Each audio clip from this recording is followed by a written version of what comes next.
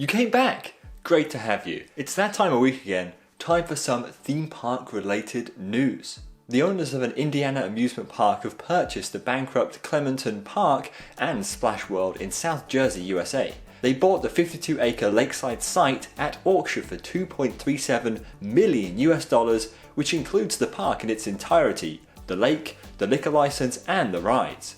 Clementon Park shut down in 2019 for financial reasons after operating for 114 years. It was one of the USA's first trolley parks and debuted in 1907. The amusement park was also family run until 2011 when it was sold to Premier Parks. According to the president of the Capital Recovery Group, the group who conducted the sale of the park at auction, Indiana Parks Holding are planning to reopen the park later this year. They did a similar thing in 2020 when they bought out the closed Indiana Beach Amusement and Water Park after its then operators said it would remain shut permanently. They reopened the park in June 2020 with COVID restrictions, so hopefully they can achieve the same quick turnaround with Clementon Park to get it back operating soon. Disneyland have announced proposed plans for an expansion to both the Disneyland Park and Disney's California Adventure. The park has said that they would love to invest more in Anaheim and bring new areas to the parks, much like the lands they've added to other Disney parks around the world. At the moment, there is no available space for a possible expansion without removing areas and rides they already have. This is why they're calling for a change to the zoning laws preventing them from being able to expand. Disney are proposing to expand into space currently being used for parking and transportation. If these zoning laws are changed by the state of California, Disney would be able to build their proposed expansion, which could include a hotel, dining, entertainment and retail, and also invest in new areas for transportation and parking. So it turns out that this third gate, as people were calling it, one, isn't even a new park or a third gate at all, it's just an expansion, and two, can't even happen yet. So California, sort it out. Tayto Park in Ireland have been granted permission to build 2 new roller coasters.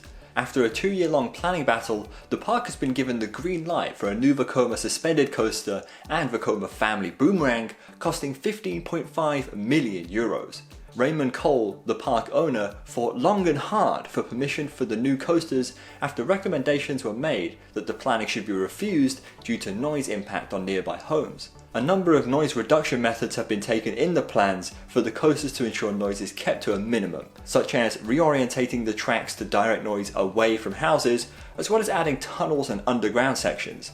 The board were happy with these noise reduction measures and have granted permission for the 2 new coasters, which will hopefully be built by 2023. Being Ireland's only major theme park, this is honestly fantastic news. Plopsaland De Panne will no longer be retheming their Starflyer to 2 well-known Belgian YouTubers. Yes, very weird headline, let me explain here. The park had planned to let a number of influencers choose their favourite attractions at the park and theme them however they wished. The first influencers were going to be Belgian YouTube duo Celine Dept and Michael Celebau, who have more than 560,000 YouTube subscribers and a combined 13 million followers on the best platform of all time, TikTok. However, there have been a number of issues regarding online bullying in response to the news. Therefore, the park has announced that they were shocked by everyone's response and as a result, will be putting their influencer theming plans on hold. What a shame. Do you think they would have considered us, like Coasterbot the ride? Sounds pretty good to me. Construction of the Fujiyama viewing platform at Fuji-Q Highland is well underway. The FujiyamaTower will stand beside the Fujiyama roller coaster and will feature a slide, a barrier-free skywalk and fantastic views of Mount Fuji. Photos of the construction have been shared on Fuji-Q Highland's social media.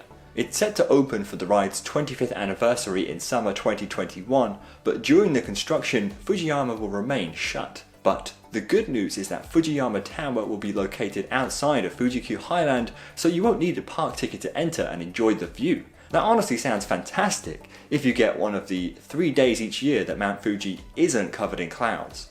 Dragon Slayer at Adventureland has been spotted testing. The S&S 4D free spin coaster, set to open in June, takes the place of the Dragon coaster, which was retired last year. It's the 3rd new coaster at the park in the last 3 years, bringing their total up to 6. The ride is also a smaller version of the more well-known free spin layout, so it'll be interesting to hear the reviews once it does open. Mistakes have been made in the design of a new water slide at Europa Park.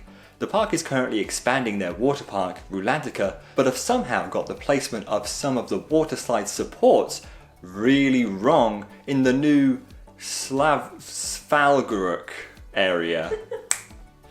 Basically, they've built a death slide. They shared this image on social media and wrote, "Yes, we also make mistakes every day." Wow.